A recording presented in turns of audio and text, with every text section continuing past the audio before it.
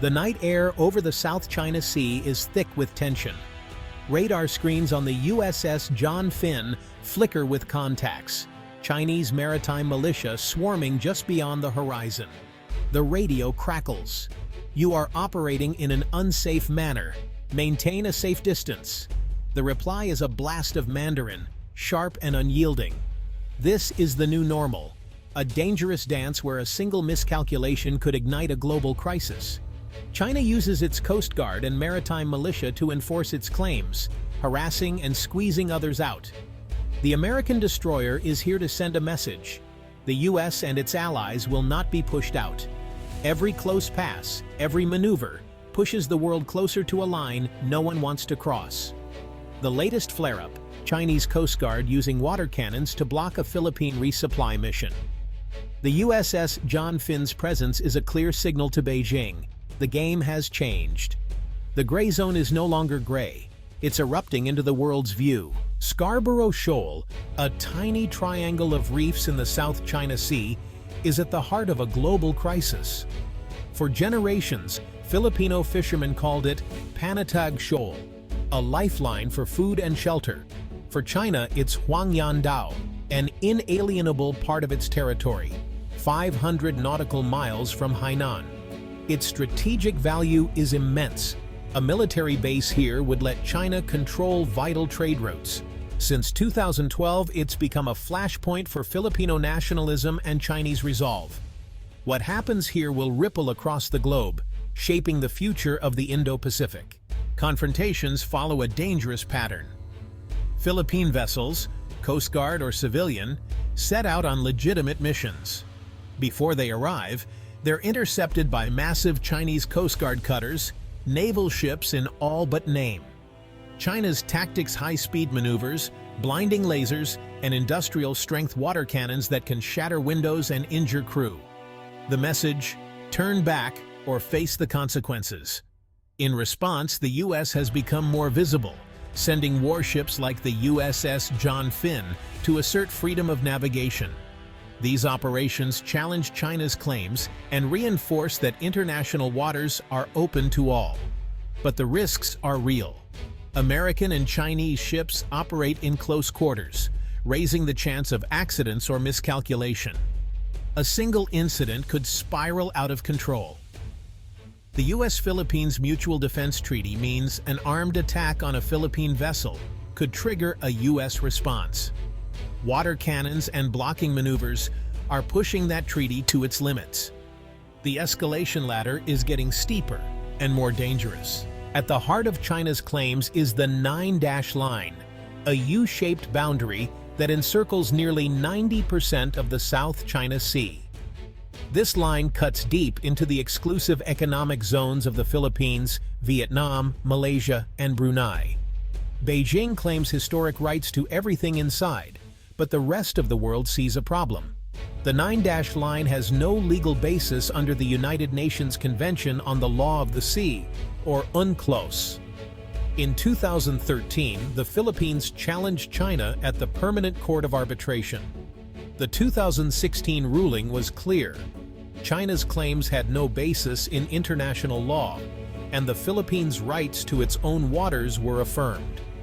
China rejected the ruling, calling it waste paper, and accelerated its activities, building artificial islands, installing military hardware, and driving away foreign vessels.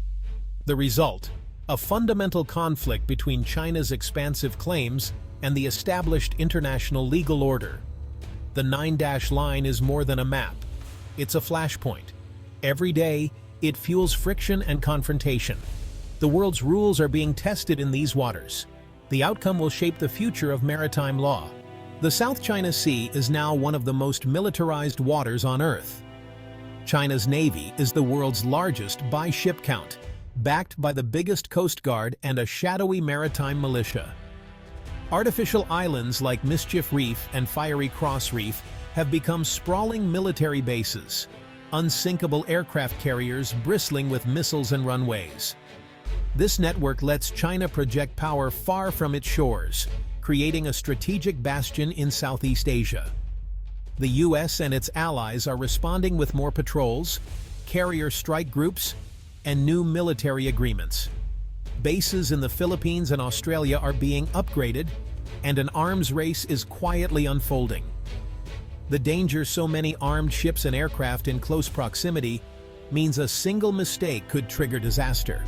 Both sides are deploying hypersonic missiles and advanced weapons, shrinking reaction times and raising the stakes.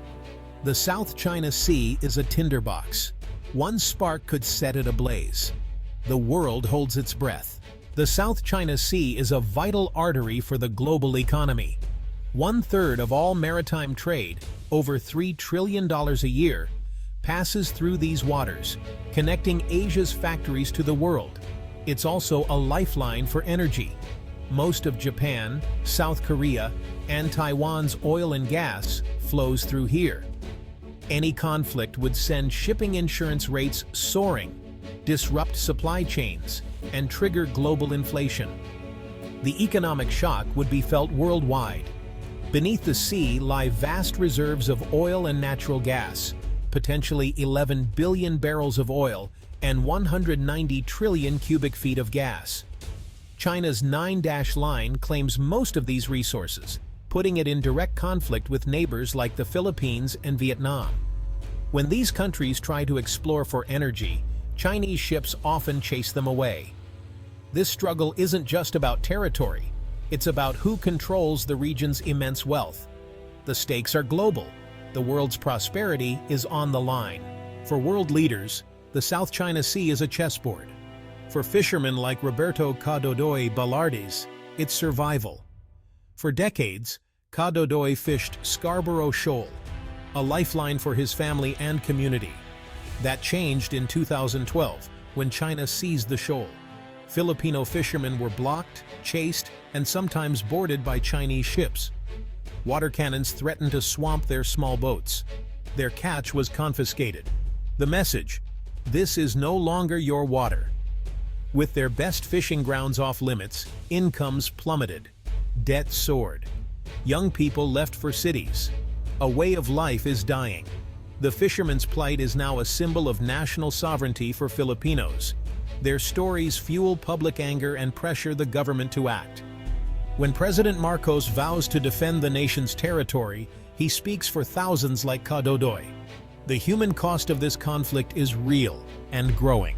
Under President Marcos Jr., the Philippines has shifted course. Where his predecessor sought closer ties with China, Marcos has embraced active defense and renewed alliances.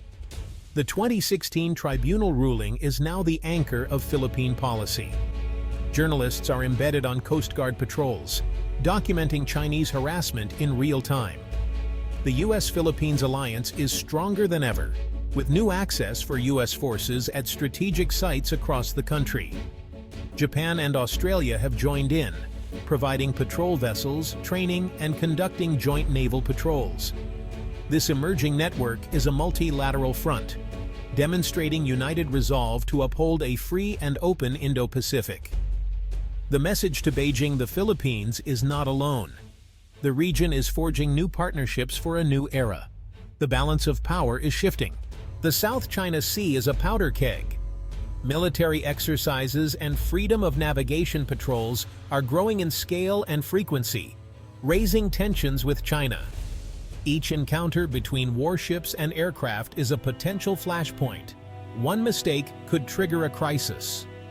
The U.S.-Philippines Mutual Defense Treaty means an attack on a Philippine vessel could draw in America. China's use of water cannons and lasers is testing this red line. If a Filipino service member is killed, the pressure to retaliate would be immense. Back-channel talks and regional diplomacy offer hope, but progress is slow. The world is watching, hoping for restraint. The choice is stark shared rules and peace, or the grim logic of conflict.